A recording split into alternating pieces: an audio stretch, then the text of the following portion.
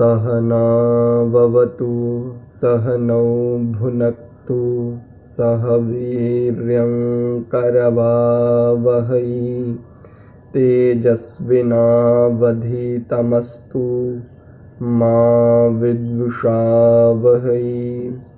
ओम शांति शांति शांति।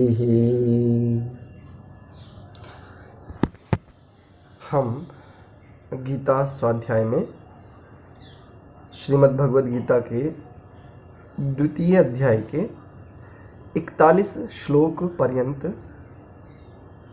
कल तक देख चुके थे। कल की कक्षा में हमने 41 श्लोक तक स्वाध्याय किया था। 41वां श्लोक देख लेते हैं, तनिक विषय पर स्थिति आ जाएगी। 41वां श्लोक था व्यवसायात्मिका बुद्धि रेकेह कुरुनंदन बहुशाखा ह्यनंताश्च बुद्धयो व्यवसायी नाम। अर्थात पिछले प्रकरण को वो कह रहे हैं कि भाई जो इस प्रकार से देखते हैं सारी स्थितियों को, तो उनका लक्ष्य भी एकदम निर्धारित होता है और दृढ़ प्रतिज्ञ होते हैं वो लोग। उनकी बुद्धि यदि कोई दृढ़ प्रतिज्ञा वाला नहीं हो तो उनकी बुद्धि फिर विभक्त हो जाती है, उनकी बुद्धि का सामर्थ्य जो है वो बट जाता है। आगे एक बड़ी सुंदर चर्चा आएगी इसमें, वैसे वहीं पर देखेंगे इसको। तो पीछे से यदि देखें तो भय आदि से हटने के अर्थ में कह रहे थे कि भाई स्वल्पमप्यस्य धर्मस्य त्रायते महतो भयात्, कि इस महान भय से तुम्हारी रक्षा हो जाएगी यदि तुम ऐसा ऐसा प्रयास करते हो इत्यादि। यानी प्रकरण चला था वहाँ से हतो वा प्राप्स्यसि स्वर्गम इत्यादि, सुख दुखे समय कृत्वा, यहाँ से ही बात चलते चलते और यहाँ तक आई कि भाई ऐसी बुद्धि करके जब कोई आगे बढ़ते हैं तो उनकी वो दृढ़ प्रतिज्ञा वाले होते हैं, और जिनकी बुद्धि, या यूँ कहें कि जो दृढ़ प्रतिज्ञा नहीं कर सकते, उनकी बुद्धि का सामर्थ्य अनेकों स्थितियों में विभक्त हो जाता है। 42वां श्लोक देखेंगे। याम इमाम पुष्पितां वाचम प्रवदन्त्य विपश्चितः वेदवाद रताः पार्थ नान्यदस्तीति वादिनः। इसी के साथ में हम 43वें श्लोक को भी ले लेते हैं। कामात्मानः स्वर्गपरा जन्म कर्म फल प्रदाम क्रिया विशेष बहुलाम भागैश्वर्य गतिम प्रति। क्या है देखिए, दोनों श्लोकों को शब्द के अनुसार देख लेते हैं। क्या है? याम इमाम, ये सब, पुष्पिताम दिखावटी, वाचम शब्द, प्रवदंती कहते हैं। कौन कहते हैं? विपश्चितः। विपश्चिता शब्द का अर्थ ये कर रहे हैं अल्पज्ञ व्यक्ति। अब देखो यहाँ पर अल्पज्ञ व्यक्ति से क्या लिया जाए? आत्मा के विषय में भी कहा जाता है कि आत्मा तो अल्पज्ञ ही है। अब आत्मा ही यदि अल्पज्ञ हुआ तो इससे तो एक अर्थ आएगा ना, सभी अल्पज्ञ हुए। तो फिर यहाँ पर अल्पज्ञ व्यक्ति ऐसा क्यों विशेष रूप से कहना पड़ा? तो देखो, आत्मा चूंकि सर्वज्ञ नहीं हो सकता, चूंकि एकदेशी है, तो अल्प थोड़ा जानने वाला होता है, उस अर्थ में वहाँ आत्मा के साथ ये ठीक है। और यहाँ पर जो अल्पज्ञ अर्थ कर रहे हैं अविपश्चितः, इस शब्द का यहाँ पर कम जानने वाला, ऐसा जिसके पास विद्या, दृष्टि, बुद्धि आदि का सामर्थ्य थोड़ा कम है, ऐसा लेंगे अल्पज्ञ व्यक्ति। वेदवाद रता, वेदों के अनुयायी, जो वेद रूपी वाद में रत हैं, ऐसा करेंगे। जो वेदों के रूपी वेद रूपी वादों में जो रत हैं, लगे हुए हैं, ऐसा। अब इसका सीधा अर्थ देखेंगे तो वेदों के अनुयायी। पार्थ, हे पार्थ, न कभी नहीं, अन्यत अन्य कुछ अस्ति है, इति वादिनः, इस प्रकार बोलने वाले। काम आत्मानः, इंद्रिय तृप्ति के इच्छुक, स्वर्ग पराह, स्वर्ग प्राप्ति के इच्छुक, जन्म कर्म फल प्रदाम, उत्तम जन्म तथा अन्य सकाम कर्म फल प्रदान करने वाला, क्रिया विशेष भड़कीले उत्सव, बहुलाम विविध भोग इंद्रिय तृप्ति, ऐश्वर्य और ऐश्वर्य।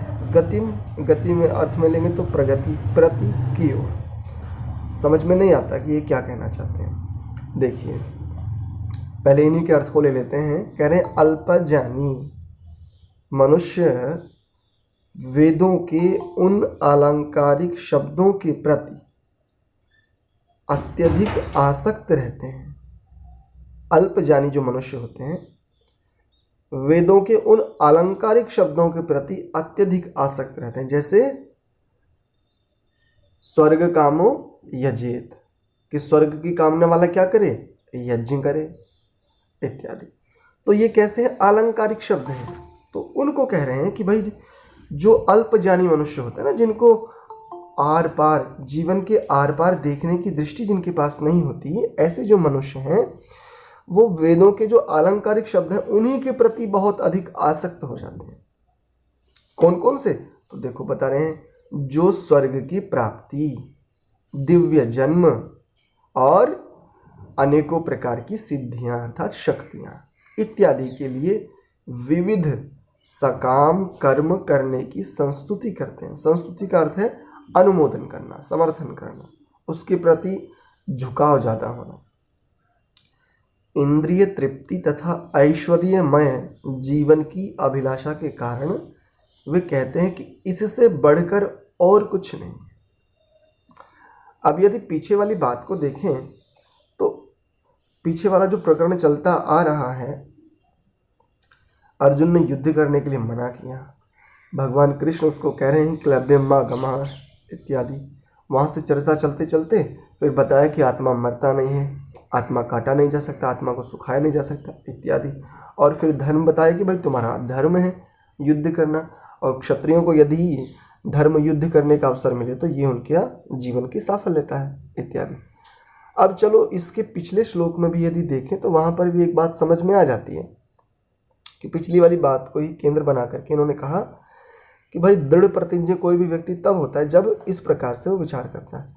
लेकिन यहाँ पर जो ये बात कह रहे हैं, जी नमस्ते माता जी, यहाँ पर जो ये बात कह रहे हैं कि भाई जो अल्पज्ञ व्यक्ति है, अल्पज्ञानी जो मनुष्य हैं, वो वेदों में जो भी अलंकारिक शब्द हैं उनके प्रति बहुत अधिक उनका झुकाव होता है, और ऐसे स्थितियों की प्राप्ति के लिए वो सकाम कर्म करते हैं, विविध प्रकार के, विविध बोले तो बहुत सारे, अनेकों प्रकार के सकाम कर्म करने की संस्तुति करते हैं।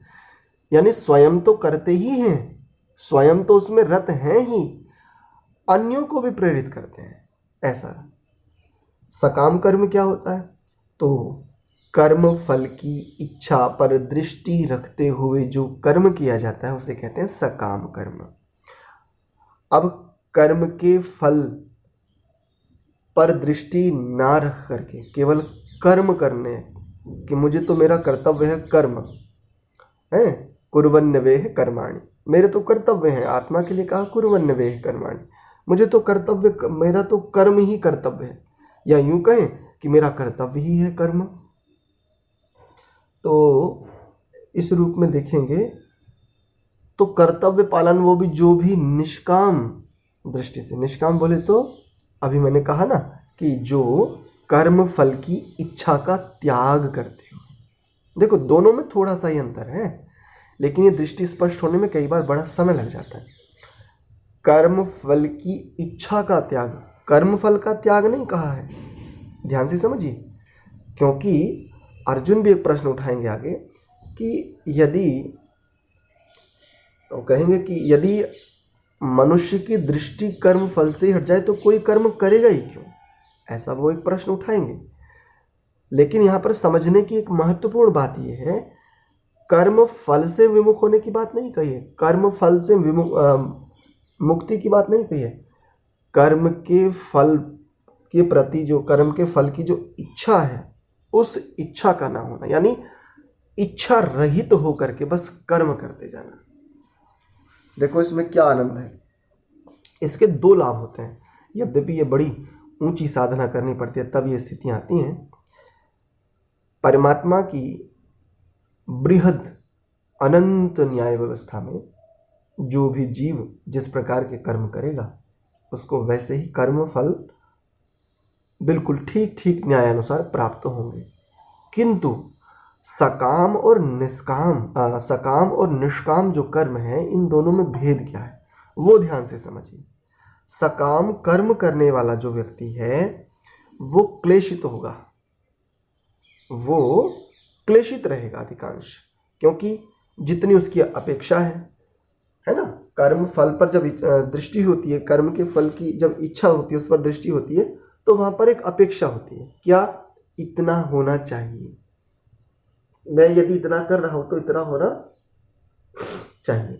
अच्छा, एक और दूसरा देखिए, जब बस मैं कर रहा हूं और जितना मैं कर पा रहा हूं ये परमात्मा की कृपा है, बस ठीक है। किसी ने कहा आचार्य जी यदि आप चाहो तो सुबह सुबह में संस्कृत व्याकरण भी पढ़ाओ, शिक्षा शास्त्र को भी ले लो यदि उस रूप में ले सकते हो तो। शिक्षा नामक एक शास्त्र है, व्याकरण का प्रथम ग्रंथ है, उसको भी ले लो, और आचार्य जी ये भी कर लो। तो हाँ भाई, और ज़्यादा करना चाहिए, एक ये दृष्टि है। और एक नहीं ठीक है, बस एक ही पर्याप्त है। जब स्थितियां बनेंगी, अनुकूलता आएगी, दूसरे को भी ले लेंगे, अभी जितना है ठीक है। अपेक्षा नहीं है, अपेक्षा रहित है। अपेक्षा रहित होने पर वो कर्म का फल तो आपको तब भी मिलना है, किंतु इसमें विशेष लाभ ये हो जाता है कि आप क्लेशित नहीं होते। आप अपेक्षा से, जब अपेक्षाएं पूरी नहीं होती तो व्यक्ति को बड़ा क्रोध आता है। आगे श्लोक आएंगे, वहीं पर बताऊंगा, वहीं पर आएंगे स्थितियां बड़े सुंदर तरीके से, कि वो बताएंगे कामात क्रोधो विजायते इत्यादि, वहीं पर देखेंगे। तो जब इच्छाएं पूरी नहीं होती व्यक्ति क्रुद्ध होता है, और जब जब क्रुद्ध होता है तो बड़ी स्थितियां बिगड़ जाती हैं। इसका जो सुख है वो भी दुख में परिवर्तित हो जाता है। अच्छा, सुख दुख को समझने के लिए कम से कम क्या चाहिए? प्रायः हम सब लोग या तो सुख चाहते हैं या तो दुख से बचना चाहते हैं। बस दो ही स्थितियां हैं, या तो केवल सुख चाहते हैं या केवल दुख से बचना चाहते हैं। दोनों स्थितियां भी हो सकती हैं, लेकिन हम अभी इस दृष्टि को हमने व्यापक नहीं किया। सुख है, सुख की सामग्रियां बहुत हैं, लेकिन शांति है क्या सुख में? हम जो सुख ले रहे हैं, हम जिस सुख की कामना कर रहे हैं, उसमें शांति कितनी है? ये जो व्यक्ति इस रूप में भी यदि लेता है तो उसको ये देखना होता है कि जिस सुख के लिए मैं प्रयत्न कर रहा हूँ, सकाम कर्म कर रहा हूँ अथवा निष्काम कर्म कर रहा हूँ, ये दृष्टि तब स्पष्ट होती है कि शांति जब व्यक्ति ये ढूंढने लगता है ना, कोई भी स्त्री हो, पुरुष हो, बालक हो, युवक हो, युवती हो, कोई भी, जब ये दृष्टि आ जाए कि इस कर्म से अमुक प्रकार की स्थितियां होंगी, लेकिन उन स्थितियों में शांति कितनी है और अशांति कितनी है, तो सकाम कर्म और निष्काम कर्म, इन दोनों का भेद यहाँ पर बड़े अच्छे से खुल जाता है। निष्काम कर्म करने का ये बड़ा अच्छा फल है कि व्यक्ति इस रूप में भटकता नहीं है। ठीक है, तो कह रहे हैं इंद्रिय तृप्ति तथा कामात्मानः स्वर्गपरा जन्म कर्म फल प्रदाम क्रिया विशेष बहुलाम भागैश्वर्य गतिम प्रति। कह रहे हैं इंद्रिय तृप्ति तथा ऐश्वर्यमय जीवन की अभिलाषा के कारण वे कहते हैं कि इससे बढ़कर और कुछ नहीं। जो आसक्ति से युक्त होते हैं, जो सकाम आदि भावनाओं से युक्त हैं, वो क्या कहते हैं? बस यही है, एक वर्ग है, यज्ञ करना चाहिए, प्रतिदिन करना चाहिए, यदि अनुकूलता आदि हो तो दोनों समय करना चाहिए, प्रातः सायं, वेद का भी आदेश है बिल्कुल। किंतु यज्ञ क्यों करना चाहिए? और यज्ञ का केवल अग्निहोत्र ही का नाम है? अब देखो, यज्ञ करना चाहिए इसमें संदेह नहीं है, लेकिन एक व्यक्ति क्या कह रहा है, वो सब कुछ करेगा, वो क्रुद्ध होगा, डांटेगा, चीखेगा, चिल्लाएगा, बोले क्यों यज्ञ नहीं किया तुमने?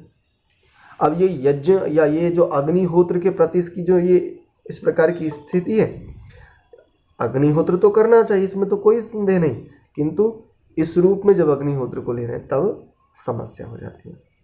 यानी क्या हो गए, इस अग्निहोत्र यज्ञ के प्रति आसक्ति भाव है, तो आसक्ति भाव को, आसक्त भाव को त्याग करते हुए जब हम कर्म करते हैं तब स्थिति बहुत सुंदर आती है। यजुर्वेद के 40वें अध्याय में संभवतः, मुझे यदि ठीक ठीक स्मृति काम कर रही है इस समय, तो वहाँ पर एक बड़ी सुंदर बात आती है, तेन त्यक्तेन भुंजीथा माँ गृधः कस्य स्विद्धनम। तो कहे कि भाई ये प्रश्न हो सकता है कि भाई वेद में कहाँ है कि निष्काम कर्म करो, या वेद में कहाँ ऐसी बात कही कि कर्म के फल की इच्छा का त्याग करते हुए कर्म करो। तो देखो मैं एक छोटी सा संकेत कर रहा हूँ मात्र। देखो कहा है ना, तेन त्यक्तेन भुंजीथा, भोगो, भोगने को कदापि मना नहीं किया है, किंतु त्यक्तेन, त्याग पूर्वक, त्याग भावना से युक्त होकर के भोगो। केवल मेरा है ये त्याग नहीं है, ये मेरे लिए भी है, ये त्याग है। यह सब कुछ केवल मेरे लिए है, तो मेरा ही है, ये सकाम है, और ये मेरे लिए भी है, ये त्याग भावना से युक्त स्थिति है। ठीक है जी। आइए 44वें श्लोक को देख लेते हैं। 44वां श्लोक है, कह रहे हैं, भागैश्वर्य प्रसक्ता नाम तयापहृत चेतसाम व्यवसायात्मिका बुद्धि ही समाधौ न विधीयते। क्या कह रहे हैं? भोग, भोग ऐश्वर्य, तो भोग ऐश्वर्य ऐसा पदच्छेद होगा। भौतिक भोग और ऐश्वर्य के प्रति प्रसक्ता नाम, आसक्तों के लिए, जो कैसे हैं? भौतिक ऐश्वर्यों के प्रति जो आसक्त हैं, तया ऐसी वस्तुओं से, अपहृत चेतसाम, अपहृत जो ऐसी स्थितियों से, ऐसी वस्तुओं के प्रति जो मोहग्रस्त हैं, चेतसाम चित्त जिनका, व्यवसाय आत्मिका दृढ़ निश्चय वाली बुद्धि। अब बुद्धि शब्द का ये अर्थ कर रहे हैं भगवान की भक्ति। समाधौ नियंत्रित मन में, न कभी नहीं, विधीयते घटित होती है। अब देखो यहाँ पर भी वही शंका खड़ी होती है। बोले देखो समाधि की बात कर रहे हैं भगवान कृष्ण है, और यहाँ पर क्या कह रहे हैं? समाधौ न विधीयते, कि नियंत्रित समाधि में ऐसी स्थिति घटित नहीं होती। कैसी? तो देखो पूरा अर्थ देखो एक बार। जो लोग इंद्रिय भोग या भौतिक संसाधनों के और भौतिक ऐश्वर्यों के प्रति अधिक, बहुत अधिक आसक्त होते हैं, ऐसी वस्तुओं से मोहग्रस्त हो जाते हैं, उनके मनों में भगवान के प्रति भक्ति का दृढ़ निश्चय नहीं होता। ऐसे समझिए। एक प्रश्न आता है प्रायः, जब साधना करना चाहते हैं, उपासना ध्यान करना चाहते हैं, समाधि के लिए यदि कोई प्रयत्न करना चाहता है, तो आरंभिक स्थिति में प्रायः एक बात आती है, जी मन ही नहीं रुकता जी, होती नहीं स्थितियाँ, पता नहीं मैं तो कहाँ पहुँच जाती हूँ, पता नहीं मैं तो कहाँ चला जाता हूँ। बैठता तो या बैठती तो ये सोच करके हूँ कि चलो कुछ देर के लिए अच्छी एकाग्रता के साथ भगवान की उपासना की जाए, ध्यान किया जाए, लेकिन पता नहीं क्या स्थितियाँ। और ये स्थितियाँ निरंतर बने रहने से कोई योग्य उस रूप में जिसके निर्देशन में हम बढ़ सके, ऐसा ना मिलने के कारण से क्या होता है? भगवान के प्रति जो एक समर्पण वाली बात थी ना, वो कम होती चली जाती, और फिर एक दिन ऐसा आता है कि हम केवल औपचारिकताओं में रहकर केवल औपचारिकताओं तक सीमित हो जाते हैं। तो ये कब होता है? प्रायः ये कब होता है? ये तब होता है जब हम भौतिक संसाधनों, ऐश्वर्यों आदि के प्रति बहुत अधिक आसक्त होते हैं, या यूं कहिए जब हम सकाम कर्म वाले होते हैं।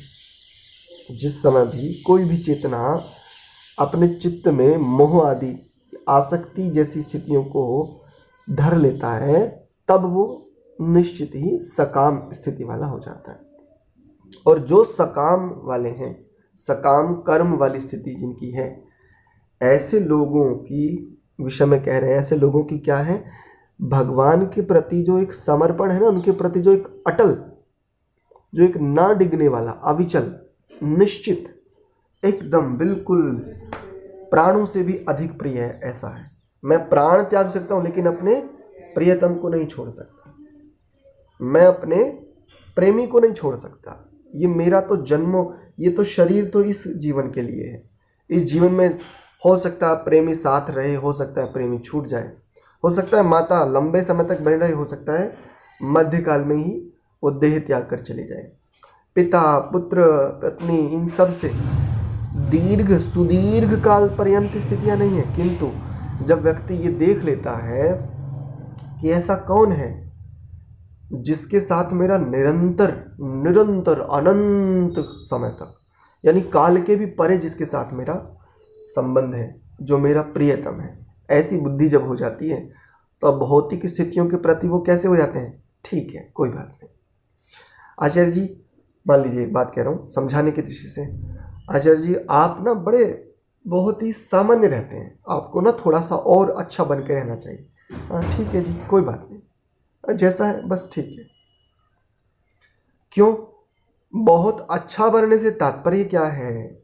उनका तात्पर्य ये नहीं है कि आप भीतर की विद्या को, भीतर के सद्गुणों को, भीतर की दिव्यता को बढ़ाइए ना। वस्तुतः उनका ये जो कथन है वो भौतिकता को लेकर के है। तो भौतिकता को जो जान लेते हैं कि भाई ये भवन, ये जो मकान है ना मेरा, चाहे मैंने इसमें 1 करोड़ रुपया लगाया हो, लेकिन निरंतर क्षरण हो रहा है, निरंतर परिवर्तन हो रहा है इस मकान में, और सदैव एक जैसा रहने वाला नहीं, नष्ट हो जाएगा एक दिन, बिल्कुल पूरी तरह नष्ट हो जाएगा। और यहाँ तक कि जिस शरीर के प्रति हम इतने, प्रायः हम सबकी स्थितियाँ हैं, इतने आसक्त होते हैं, जब हम शरीर के ऊपर थोड़ी व्यापक दृष्टि से विचार करते हो तो तब हमें क्या लगता है, अरे ये शरीर कभी जन्मा था, शिशु था, शिशु बालक बना, उसके बाद किशोर, युवा, अब प्रौढ़ता की ओर है, अरे यही शरीर वृद्धावस्था की ओर भी जा रहा है। अर्थात इससे तो ये सिद्ध हुआ कि ये शरीर भी छूटने वाला है, ये शरीर भी मेरे साथ सदा नहीं रहने वाला। तो शरीर के प्रति भी मतलब एक एक विषय को भौतिकता की दृष्टि से जो भी कुछ प्राप्त है, उन सबको जब एक एक करके इस प्रकार से देखने लगता है तो फिर क्या होता है, भगवान के प्रति, ईश्वर के प्रति उसका एक अनन्य समर्पण आ जाता है, परमात्मा के प्रति वो एक बहुत उच्च समर्पण में आ जाता है। ये बात घटित वहाँ होती है जब हम कहते हैं ना, भूह कैसा है, प्राणों से भी प्यारा है। अब प्राणों से प्यारा कब है? ऑफिस के लिए निकला हूँ, मान लीजिए बॉस का फोन आया, मुझे पता है कि कम से कम अभी मुझे 15 मिनट लगेंगे, लेकिन मैं क्या कहता हूँ, बस सर 2 मिनट में पहुँच गया। प्रायः ऐसे व्यवहार होते हैं ना। अब यदि मेरे भीतर ये स्थिति घटित हो ना कि परमात्मा मुझे प्राणों से अधिक प्रिय है, मैं ये कह ही नहीं पाऊंगा, मैं मिथ्या तो कह ही नहीं पाऊंगा, क्योंकि प्राणों से जो अधिक प्रिय है उसका स्वभाव कैसा है, नित्य शाश्वत सत्य स्वरूप वाला है, सत्य स्वरूप, यानी उसका स्वरूप ही है सत्य, उसको एफर्ट नहीं करना पड़ता। ऐसे जैसे अग्नि का स्वरूप ही है, अग्नि शब्द के जब उस रूप में अर्थ करते हो तो ज्ञान, गमन और प्राप्ति, तो अग्नि का स्वरूप ही है। ये ज्ञान अर्थ में भी घटित होती है और गमन अर्थ में भी और प्राप्ति अर्थ में भी, तो स्वरूप ही है इसका इस रूप में। तब हमें ये समझ में आती है कि किन लोगों की परमात्मा के प्रति, ईश्वर के प्रति दृढ़ स्थितियां नहीं होती। तो समझ में आया कि भाई जो इंद्रिय सुख या भौतिक ऐश्वर्यों के प्रति अधिक आसक्त होते हैं। अब कल वाली बात को जोड़ता हूँ, देखो अब आपको समझ में आएगी। गुरु भी साधन है, साध्य नहीं है। गुरु आचार्य है, ये सब भी साधन है, ये साध्य नहीं है। इन सब उत्तम उत्तम साधनों का सदुपयोग लेते हुए हमें साध्य तक की यात्रा को पूरा करना है इस रूप में। आइए 45वें श्लोक को देख लेते हैं। 45वां श्लोक है हमारा, त्रैगुण्य विषया वेदा निस्त्रैगुण्यो भवार्जुन निर्द्वंद्वो नित्य सत्वस्थो निर्योगक्षेम आत्मवान। कह रहे त्रैगुण्य, प्रकृति के जो तीनों गुण हैं, 3 गुणों वाली कहा जाता है ना प्रकृति को। भाई आज जो वर्तमान में स्थूल पदार्थ है, ये जो दृश्यमान दिखता है जो कुछ भी, इसको शास्त्र की भाषा में कहते हैं स्थूल पदार्थ। स्थूल बोले तो जैसे सूक्ष्म होता है स्थूल होता है उस रूप में। तो ये जो स्थूलता है, ये जो दृश्यमानता है, ये जानते हो किसकी? ये प्रकृति की स्थिति नहीं है, ये प्रकृति की विकृत अवस्था है। यानी सृजन किसको कहते हैं? जब मूल प्रकृति विकृत होती है, और मूल प्रकृति को विकृत करने का सामर्थ्य केवल परमात्मा के पास है। जीवात्मा कर नहीं सकता, और प्रकृति स्वयं जड़ है उस रूप में।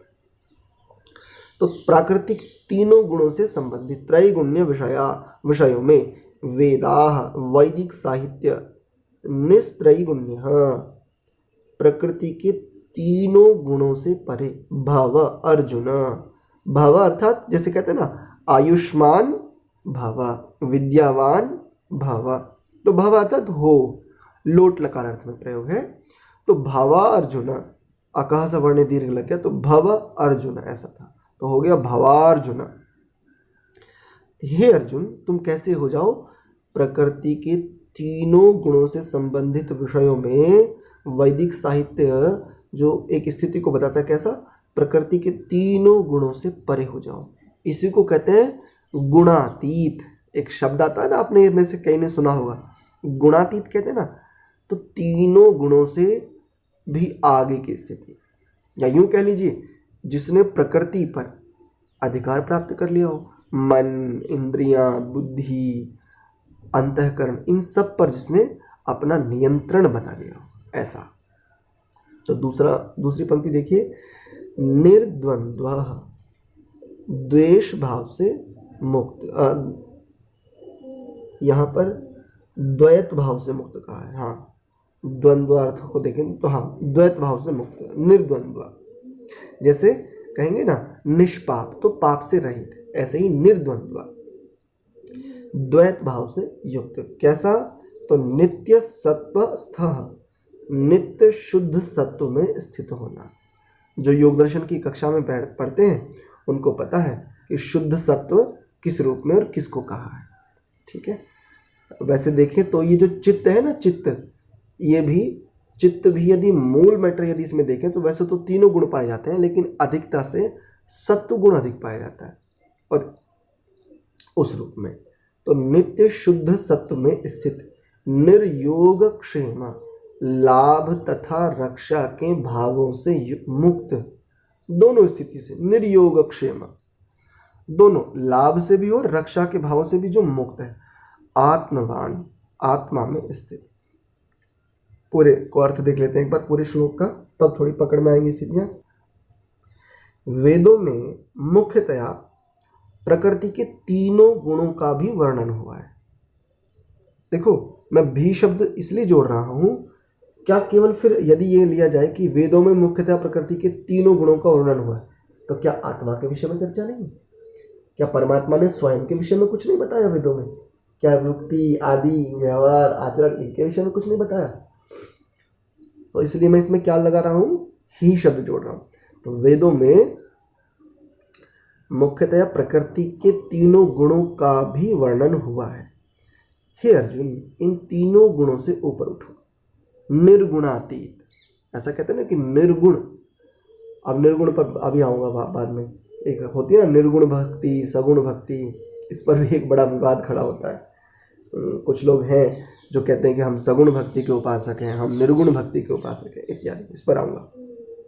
तो कह रहे हैं तीनों गुणों से ऊपर उठो, समस्त द्वैतों और लाभ तथा सुरक्षा की सारी चिंताओं से मुक्त होकर के आत्मपरायण बनो, आत्मवान। आत्मा में स्वयं को स्वयं की चक्षुओं से देखो, स्वयं को स्वयं की दृष्टि से देखो, या यूं कहो कि स्वयं के साथ स्वयं को स्थित करो, इस रूप में। तो दो बातें इसमें कह रहे हैं। ये जो द्वैत वाली बात है, देखो द्वैत को किस रूप में लें? लाभ के साथ हानि है, लाभ का जो जोड़ीदार है वो कौन सा है? हानि। भूख का प्यास इत्यादि, यानी जो जोड़े से आते हैं, उसको इन्होंने एक रूप में कहें तो द्वैत, ऐसा अर्थ ले सकते हैं। लाभ, हानि, मान, अपमान, जय, पराजय इत्यादि। तो द्वैत से समस्त प्रकार के जो द्वैत हैं, इनसे जो द्वंद्व है, लाभ से, हानि से, सुरक्षा की सारी चिंताओं से बिल्कुल मुक्त हो जाओ। और कैसे हो जाओ? आत्मवान, अपने स्वयं ही में स्थित हो जाओ, अपने स्वयं ही को अपना दुर्ग बना लो, ऐसा। हाँ, तो मैं एक और बात कह रहा था, प्रायः निर्गुण भक्ति और सगुण भक्ति को लेकर के एक चर्चा चलती है, लेकिन शायद कई लोग नहीं जानते कि निर्गुण भक्ति और सगुण भक्ति वास्तव में इसकी परिभाषा क्या है या किस रूप में लेना चाहिए। देखो, परमात्मा निर्गुण भी है और परमात्मा सगुण भी है। कैसे? तो ध्यान से समझो। एक एक पंक्ति, केवल एक पंक्ति में परिभाषा देता हूं। परमात्मा शुद्ध, सत्य, सदैव शाश्वत, न्यायकारी, धर्म के ही स्वभाव वाला, ज्ञानी, आनंदी इत्यादि गुणों से युक्त होने के कारण परमात्मा को कहते हैं सगुण।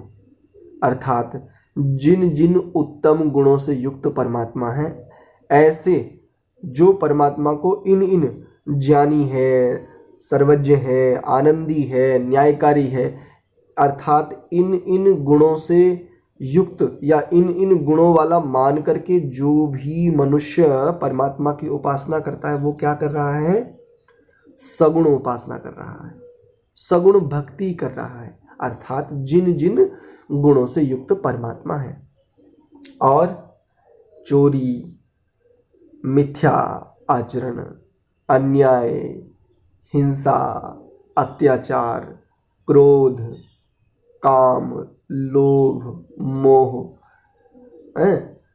और उस रूप में देखें तो शुक्ल अशुक्ल जो कर्मों के जो संस्कार है, इन सब से रहित है। अर्थात इन इन गुणों वाला नहीं है। जो परमात्मा को इन इन गुणों से रहित मान करके परमात्मा की भक्ति कर रहा है, वो क्या कर रहा है? उत्तर दो जी।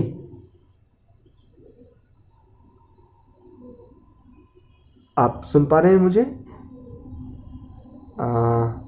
जी भ्राता जी, एक बार प्रश्न फिर से दोहरा दीजिए। हाँ, प्रश्न नहीं है। ये तीन गुण प्रकृति के जो मूल घटक हैं, उनको तीन गुण कहा जाता है चंद्रशेखर जी। सत्व, रज और तम।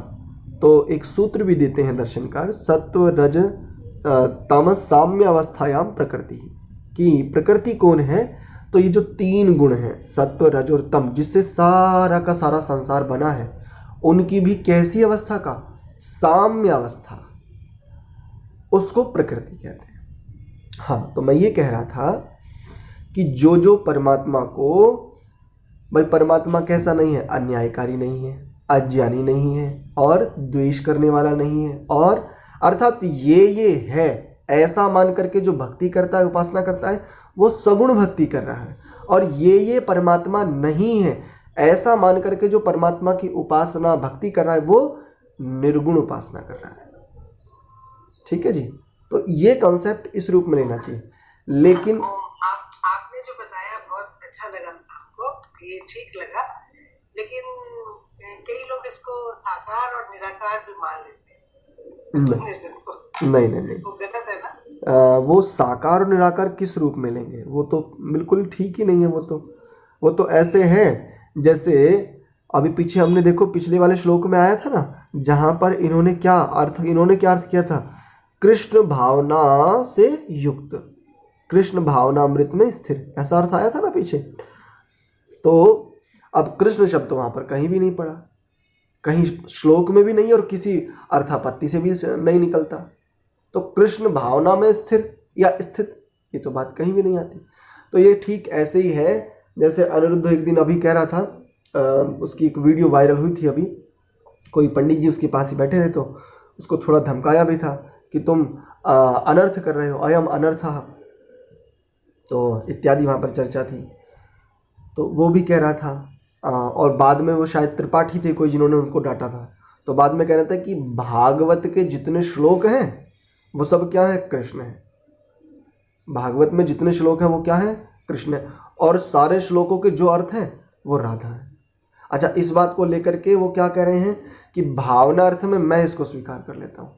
वहाँ पर जब शब्द और व्याकरण की दृष्टि से कहा तो उन्होंने विरोध किया, लेकिन बाद में वो कह रहे हैं कि ठीक है, यदि भावना को आलंबन बना करके यदि आप कुछ कहते हो तो ठीक है, मुझे इसमें कोई आपत्ति नहीं है इत्यादि। बताओ, मतलब सारे श्लोकों का अर्थ कृष्ण है और सारे श्लोक राधा है, और राधा ही कृष्ण और कृष्ण ही राधा है, और इसको वो क्या कह रहे हैं, उच्च भक्ति कह रहे हैं, पता नहीं क्या क्या कह रहे हैं। तो ये बात ठीक नहीं है कि सगुण और निर्गुण को साकार और निराकार, कहीं से भी किसी भी व्याकरण से सगुण से कोई साकार निकाल करके दिखा दे और निर्गुण से कोई निराकार निकाल करके दिखा दे, ये तो गलत बात है।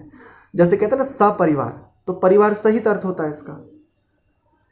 यदि कोई कहे कि सपरिवार आना है आपको, तो इसका मतलब क्या क्या अर्थ करेंगे कि साकार परिवार सही, साकार परिवार को लेके आना है, ऐसा? इसका तो अर्थ यही होता है कि परिवार सहित, है ना। मैं यहाँ सब प्रयोजन आया हूँ, अर्थात तो किसी प्रयोजन से आया हूँ, बिना प्रयोजन के नहीं आया, एवं ही नहीं घूम रहा हूँ, है। तो उसको उस रूप में लीजिए। जैसे एक और बात कही जाती है कि अभी हम पीछे देख भी रहे थे, सकाम कर्म और निष्काम कर्म। तो निष्काम कर्म को अब यदि कोई कहे कि निर्गुण मतलब निष्काम और सगुण मतलब सकाम, ये क्या बात हुई? ये भी कोई बात है? सकाम अर्थात कामना सहित जो कर्म है वो सकाम, और कामना रहित जो कर्म है वो निष्काम, ऐसा। तो निर्गुण और सगुण से जो ऐसा अर्थ करते हैं वो किसी भी दृष्टि से बिल्कुल भी ठीक नहीं है। लेकिन वही वाली बात है कि यदि ये सत्य को सत्य कहना आरंभ करें तो इनकी दुकान जी। और सीधी सी बात है, हम सबको, हम प्रायः सभी किसी न किसी रूप में, देखो, अपना घर चलाने के लिए, अपनी जो भी भौतिक ऐश्वर्य हमें जितने ऊंचे चाहिए उतना तो हमें ढोंग तो करना ही पड़ता है। सत्य को नहीं, इसको ऐसे लीजिए, असत्य रूपी किसी भी रथ को हाँकने के लिए हमें सत्य रूपी पहियों की आवश्यकता तो होती। तो ये जितने भी लोग हैं इस रूप में सिद्धांतों से विमुख, ये केवल समाज की तो हानि कर ही रहे हैं, लेकिन इनको नहीं पता कि तुम एक प्रबुद्ध वर्ग हो करके तुम अपनी स्वयं की कितनी बड़ी हानि कर रहे हो। तुम अपने चित्त में कैसे संस्कार धर रहे हो। अभी तुम्हें देखो कितनी लंबी यात्रा करनी पड़ेगी। ये एक अवसर था कि तुम्हें विद्वत्ता मिल सकती थी। तो मुझे आचार्य शंकर का एक श्लोक बड़ा इस समय बड़ा सुंदर स्मरण हो आता है कि भाई पहले तो मनुष्य जन्म ही दुर्लभ है, जंतु नाम नर जन्म दुर्लभ इत्यादि। तो कहते हैं कि पहले तो जीवों का नर जन्म दुर्लभ है, और उसमें भी फिर पुरुषत्व, उसमें भी विद्वत्ता, और विद्वत्ता में भी आत्म परमात्मा का, आत्म अनात्म का बिल्कुल ठीक ठीक ज्ञान होना, ये, और उसमें भी फिर वैराग्य होना, और वैराग्य के बाद में मुक्ति के लिए साधना, क्योंकि वैराग्य होने के बाद में मुक्ति के लिए घोर साधना, घनघोर परिश्रम। कहते हैं कि ये तो शतकोटि, इस प्रकार से एक वहाँ शब्द आया है कि ये तो करोड़ों करोड़ जन्मों का उपक्रम है, केवल एक जन्म में ये सिद्ध नहीं होता। ठीक है, तो हम 44वां श्लोक देख रहे थे, नहीं 45वां देख रहे थे। तो इसका अर्थ है कि वेदों में मुख्यतया प्रकृति के तीनों गुणों का वर्णन भी हुआ है, गुणों का भी वर्णन हुआ है। इसलिए हे अर्जुन, इन तीनों गुणों से ऊपर उठो। यानी ये कौन बताएगा प्रकृति कैसी है, आत्मा कैसा है, परमात्मा कैसा, ये कौन बताएगा? तो सीधी सी बात है, ऐसे संसार, अब देखो एक बहुत संक्षेप में बड़ी सुंदर बात कहता हूँ। हम कोई प्रोडक्ट लॉन्च करते हैं, उसके साथ में एक बुकलेट देते हैं ना।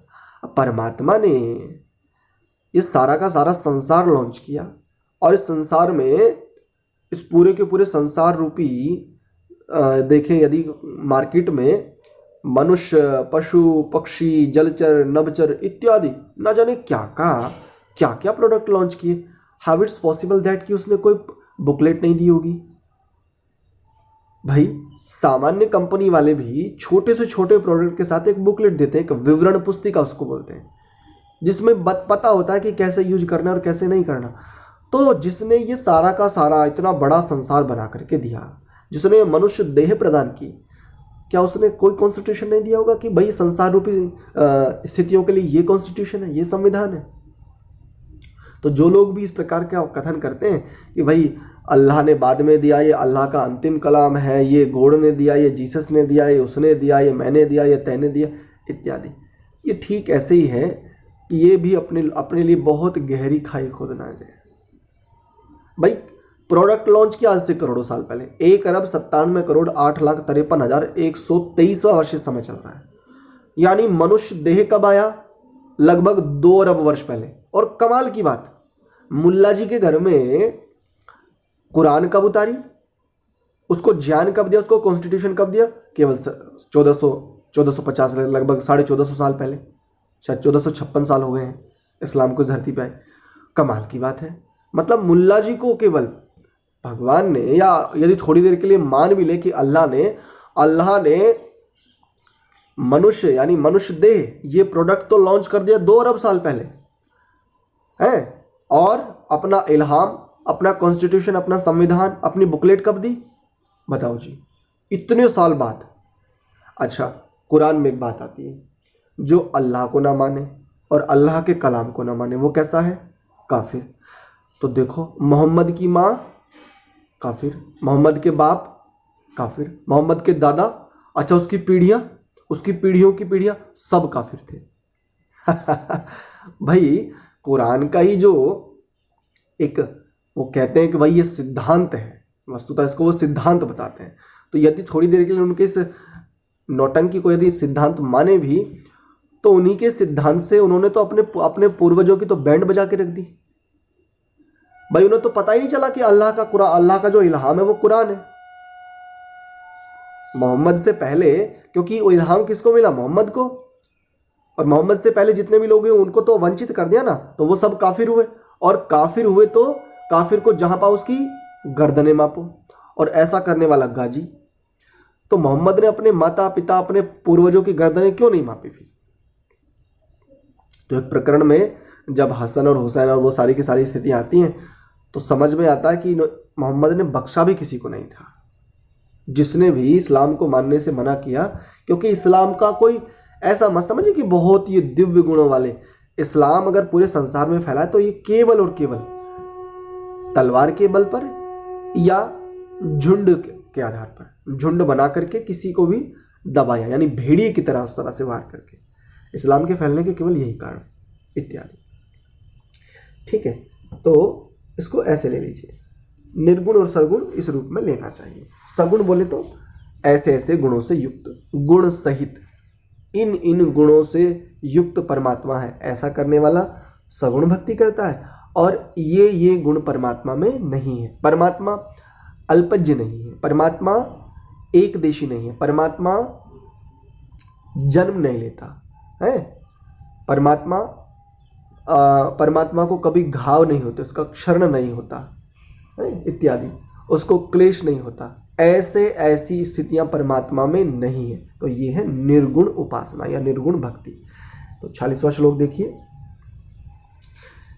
यावानर्थ उदपाने सर्वतः संप्लुतोदके तावान सर्वेषु वेदेषु ब्राह्मणस्य विजानतः। यावान जितना, अर्थ प्रयोजन होता है, उदपाने जलकूप में, सर्वतः सभी प्रकार से, संप्लुत उदके विशाल जलाशय में, जलाशय कहते हैं एक प्रकार के, या तो कुओं को मान लीजिए या जो तालाब आदि होते हैं उनको कह लीजिए, जल जहां स्थित है उसको जलाशय मान लीजिए। ठीक है, तो कह रहे हैं तावान उसी तरह सर्वेषु समस्त वेदेषु वेदों में, ब्राह्मणस्य पर ब्रह्म को जानने वाले का। अब यदि ब्राह्मणस्य का सीधा अर्थ देखें तो ब्राह्मण का, ऐसा लगता है ना षष्ठी विभक्ति का प्रयोग है, ब्राह्मणस्य जैसे रामस्य, लेकिन ये क्या अर्थ कर रहे हैं, पर ब्रह्म को जानने वाले का, वी जानता, पूर्ण जानी का। अर्थ देखिए, एक छोटे से कूप का सारा कार्य एक विशाल जलाशय से तुरंत पूरा हो जाता है। इसी प्रकार, ठीक इसी प्रकार एक दृष्टांत दिया समझाने की दृष्टि से, कि जैसे कूप कहते हैं कुएं को, कि यदि एक कुएं का कार्य करना चाहिए, कुआं क्या कार्य करता है भाई, कई सारे लोगों के लिए जल देता है, उनके वस्त्र आदि उस रूप में, पशुओं के लिए नहाना धोना इत्यादि सब। तो कह रहे हैं कि एक जो कुआं होता है ना, उसका सारा का सारा कार्य जो एक बड़ा जलाशय, बहुत बृहद जलाशय है, उससे बहुत छोटे से समय में पूरा हो जाता है। ठीक इसी प्रकार से वेदों के आंतरिक तात्पर्य को जानने वाले जो वेदों का आंतरिक तात्पर्य, यानी वेद की सार्थकता भी किसमें है? तात्पर्य जानने वाले को उनके सारे प्रयोजन सिद्ध हो जाते हैं। इसको ऐसे लीजिए, ऐसे आपको शायद स्पष्ट होगा। वेद पढ़ना चाहिए, हाँ बिल्कुल पढ़ना चाहिए, लेकिन किस लिए पढ़ना है वेद? अब एक व्यक्ति वेद पढ़ना चाहिए, वेद पढ़ना चाहिए, उसने स्वयं भी वेद पढ़े और पूरे जीवन प्रचार करता रहा वेद पढ़ो वेद पढ़ो, ठीक है पढ़े, किस लिए पढ़े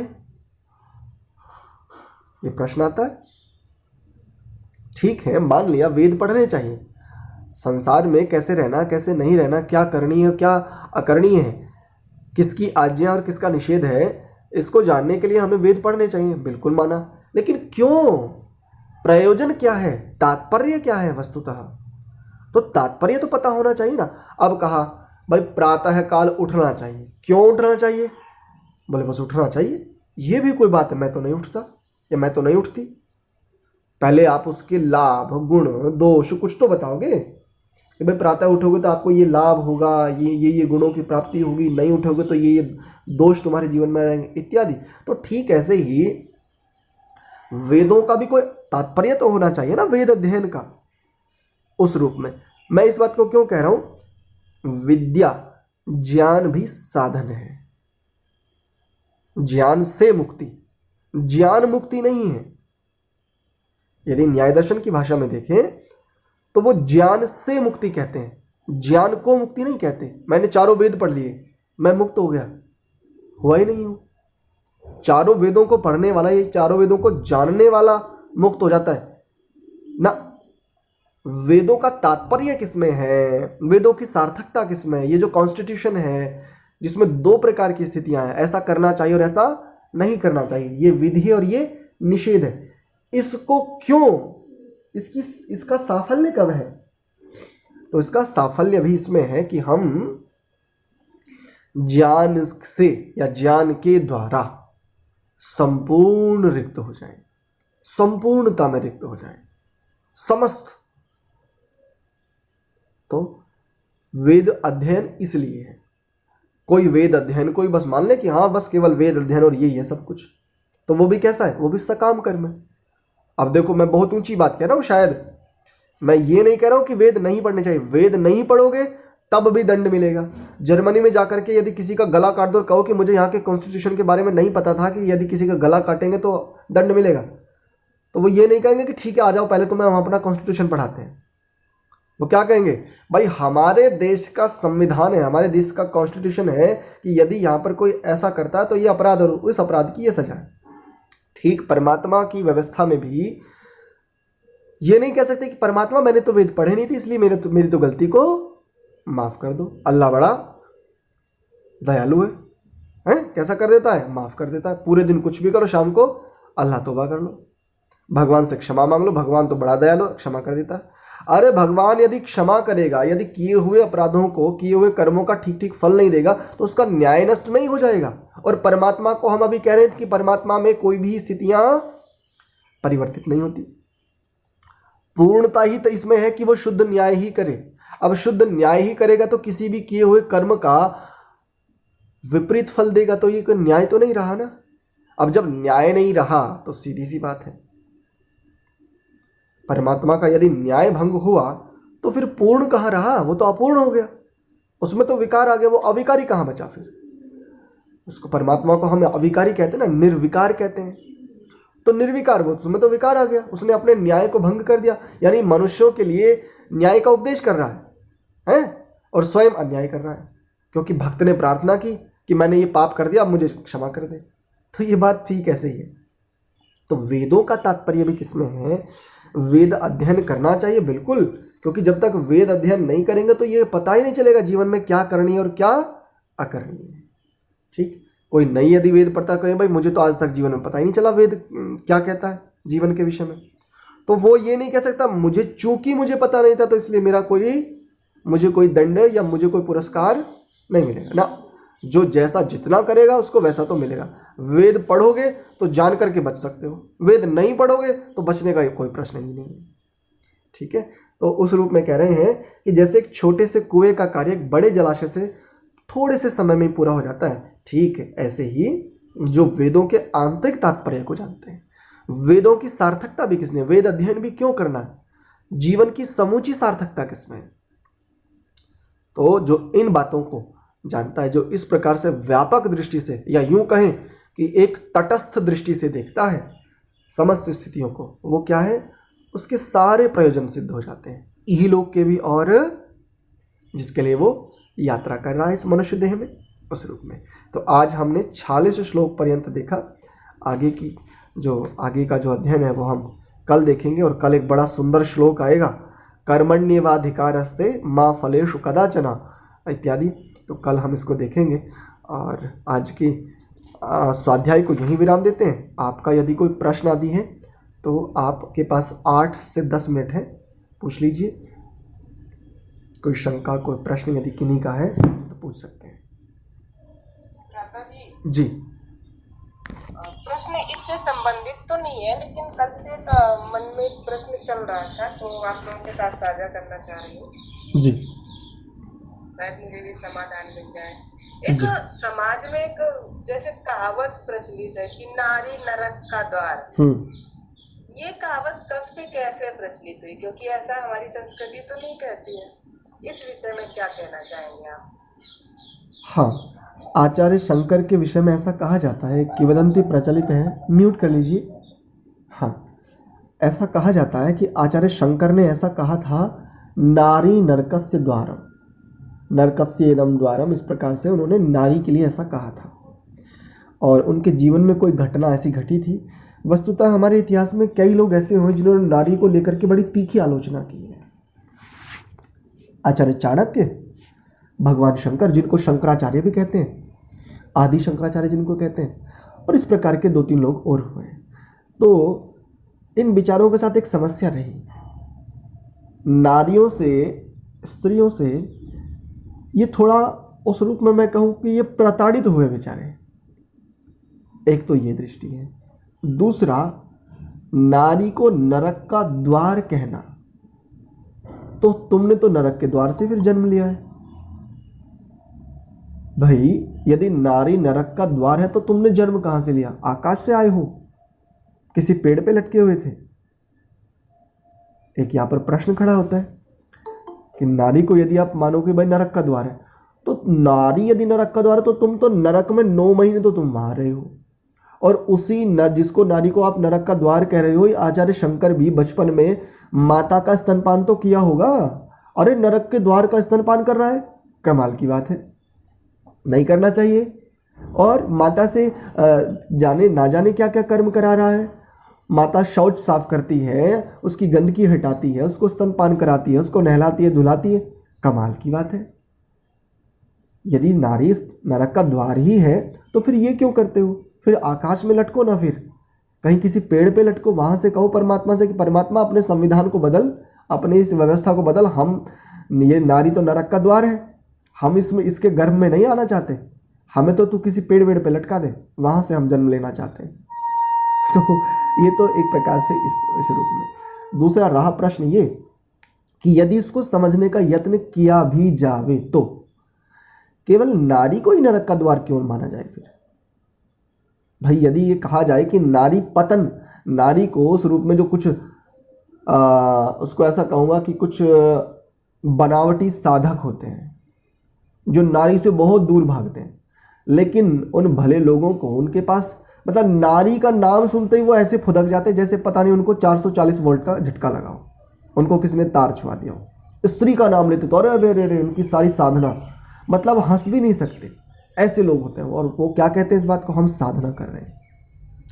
भाई आप सहज रहिए, सहज नहीं है अभी आप चाहे अपने आप को जितना बड़ा साधक घोषित कर दो, लेकिन पुरुष स्त्री को लेकर के और स्त्री पुरुष को लेकर के यदि इतने असहज हैं तो साधना थोड़ी ही है, ये साधना थोड़ी, ये तो निष्ठुरता है।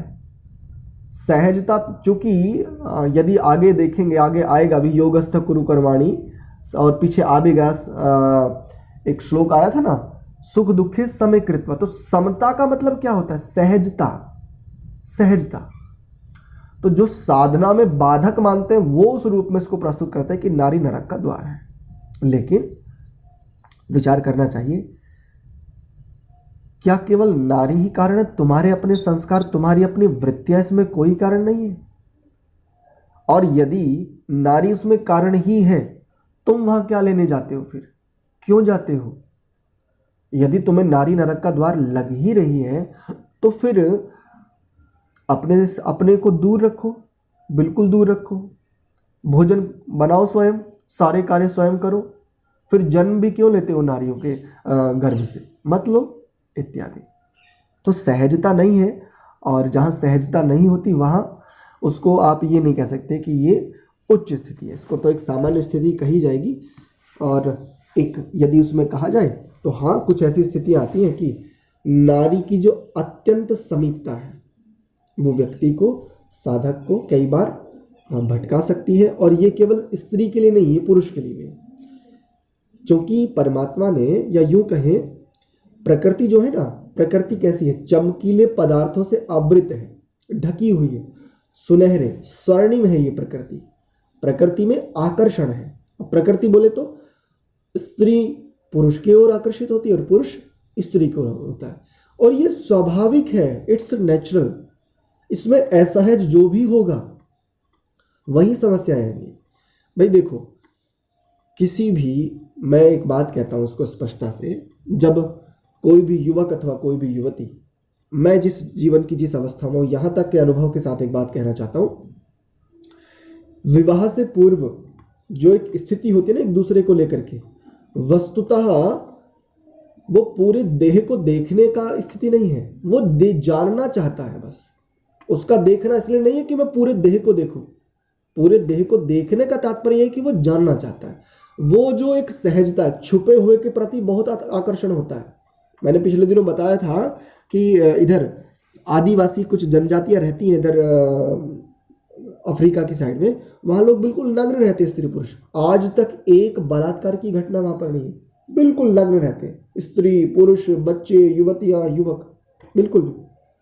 तो कुछ ढका ही नहीं है, कोई स्थिति नहीं है, आकर्षण होता ही छुपे हुए के प्रति है इस रूप में। तो स्त्रियों को नरक का द्वार इस रूप में कहना ये ठीक नहीं है, तर्कसंगत भी नहीं है।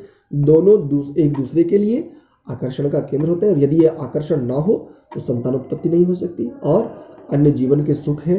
स्त्री को यदि मैं मुख्य रूप में कहूँ तो बहुत सारे हार्मोनल जो रिलीजेशन है, बहुत सारे हार्मोन जो रिलीज होते हैं वो इन स्थितियों में आकर के होते हैं। पुरुष भी यदि सहज हो पाता है तो या तो उसने पिछले जन्म में साधना करी हो, तब इस जन्म में बिना विवाह बिना गृहस्थ के वो सहज हो पाएगा, या फिर गृहस्थ को धारण करने के बाद जो एक अच्छी दृष्टि रखता है वो भी सहज हो पाता है।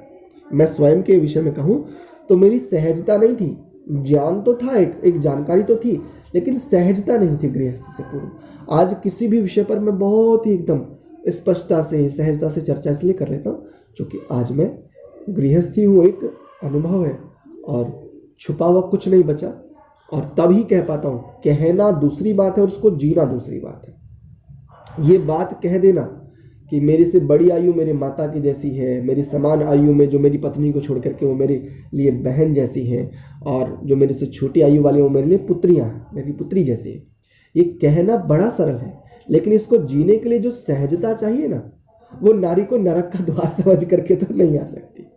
मैं समझता हूँ एक पर्याप्त और बढ़िया उत्तर आ गया होगा। जी, आपने थोड़ा सा इसके लिए भ्रम हो रहा है। जो आपने कहा कि कोई भी प्रोडक्ट लॉन्च करते हैं जी, तो उसमें साथ एक ब्लेम देते हैं, जी, और ईश्वर ने इतनी सुंदर प्रकृति, इतनी बड़ी प्रकृति बनाई है, उसके लिए उनका क्या प्रोडक्ट है हम जानना चाहते हैं। मतलब वो हमको जीवन के क्या निर्देश दिए हैं, ठीक है, जीवन को कैसे जीना, ठीक है। सबसे पहले तो जी मैं इसको स्पष्ट कर देता हूँ, वैसे स्पष्ट है लेकिन शायद आप नहीं समझ पाए। परमात्मा, म्यूट कीजिए पहले एक बार, गायत्री जी म्यूट कर लीजिए। परमात्मा प्रकृति को नहीं बनाता, प्रकृति तो अनादि है, परमात्मा प्रकृति से सृष्टि बनाता है। इसीलिए परमात्मा को क्या कहा? सृष्टि करता, प्रकृति करता नहीं कहा। प्रकृति तो ठीक ऐसे ही अनादि है, प्रकृति भी अनादि है, जैसे परमात्मा अनादि है, जैसे आत्मा अनादि है, प्रकृति भी वैसे ही अनादि है। इसका कोई आरंभ नहीं और कोई अंत नहीं है, शाश्वत है। ये भी प्रकृति भी सनातन है। परमात्मा सृष्टि को बनाता है, एक बात। एक तो ये। दूसरा जो आपने कहा कि भाई परमात्मा का जो कॉन्स्टिट्यूशन है उसने प्रोडक्ट क्या बनाए, तो ये जो सारी की सारी सृष्टि है ना, और इस सृष्टि में संपूर्ण पदार्थ है, ये संपूर्ण पदार्थ परमात्मा के प्रोडक्ट है। और संपूर्ण मनुष्य जाति, संपूर्ण अन्य प्रकार की पशु पक्षी, ये जितनी भी जातियां हैं, जाति बोले तो जो कभी नहीं जाती, एक जन्म में जो नहीं जाती, जिससे जानन लिया जाए, ऐसा उस रूप में भी अर्थ ले सकते हो। तो जिसने ये सारी की सारी मनुष्य पशु पक्षी, ये जो सारी जातियां बनाई हैं, ये सभी प्रोडक्ट ही तो है, ये परमात्मा के प्रोडक्ट है। अब ये मनुष्य किसके साथ कैसा व्यवहार करे, किससे कितना सहयोग ले, इसके लिए कौन सहयोगी है, किससे रक्षा करे इत्यादि, यानी क्या करना चाहिए और क्या नहीं करना चाहिए। इसलिए जो परमात्मा इतनी बड़ी व्यवस्था को प्रदान कर रहा है, दे रहा है, उसको कॉन्स्टिट्यूशन तो देना चाहिए ना, बुकलेट तो देनी पड़ेगी ना। बिना बुकलेट के कि कैसे रहेगा मनुष्य, किसके साथ क्या करना है इसको कैसे पता चलेगा, क्या नहीं करना है कैसे पता चलेगा। अब आप कोई नया मोबाइल खरीदते हैं, मान लीजिए, अभी तक मैं इसको दूसरे तरीके से कह रहा हूँ बस, अभी तक आप बटन वाला जो कीपैड होता है वो वाला फ़ोन चलाते थे, आपने टच फ़ोन लिया पहली बार, इसके क्या फीचर्स है, इंटरनल इसका प्रोसेसर क्या है, उसके विषय में आपको कुछ नहीं पता। तो पहली बार कम से कम आवश्यक जितना चाहिए उसके लिए तो आप कहेंगे ना कि भैया इसकी बुकलेट कहाँ है।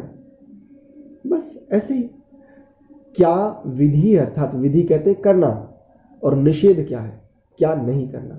क्या करना है और क्या नहीं करना है, ये दो बातें बुकलेट में होती हैं। प्रोडक्ट के साथ में जो बुकलेट आती है, विवरण पुस्तिका आती है, ठीक ऐसे ही संसार में जितना भी कुछ है, इसके साथ जो कि एक मनुष्य बुद्धिमान प्राणी है, अन्य को बुद्धिमान नहीं कहा जा सकता, मनुष्य ही उस रूप में है, तो इसके लिए कोई बुकलेट तो होनी चाहिए। वो बुकलेट है चारों वेद। ठीक है जी, तो आज की इस कक्षा को यहीं विराम देते हैं। आप सभी को प्रणाम।